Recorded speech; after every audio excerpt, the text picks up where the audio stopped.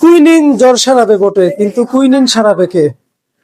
গত 3-4 দিন ধরে সোশ্যাল মিডিয়াতে একটা নিউজ দেখতেছি, সেটা হচ্ছে কি, শিক্ষা প্রতিষ্ঠানে ও হাসপাতালের আশেপাশে যদি কেউ ধূমপান করে তাকে জরিমানা করা হবে। পাশাপাশি শিক্ষা প্রতিষ্ঠানের আশেপাশে যে সমস্ত দোকান আছে, হাসপাতালের আশেপাশে যে সমস্ত দোকান আছে, তারা যদি সিগারেট বিক্রি করে তাদেরকে জরিমানা করা হবে।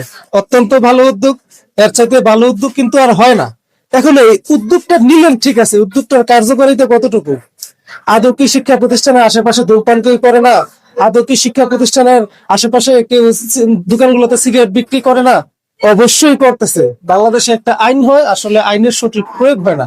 আরেকটা বিষয়, না হয় আপনি বন্ধ করলেন শিক্ষা প্রতিষ্ঠানের আশেপাশে ধূমপান কি করতে পারবে না? হ্যাঁ, মাইনে নিলাম কি করতে পারবে না, সব ঠিক আছে মানলাম, কিন্তু শিক্ষা প্রতিষ্ঠানের ভিতরে যদি কোনো একটা শিক্ষক ধূমপান করে, যদি করে, তখন আপনি কি করবেন?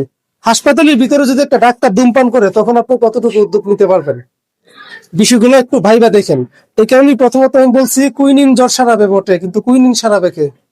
কুইনিন হচ্ছে ওই যে আমাদের শিক্ষকরা, কুইনিন হচ্ছে ডাক্তাররা। তারাই যদি ধূমপান করে, তাহলে আপনি আইন প্রয়োগ করে লাভ কি?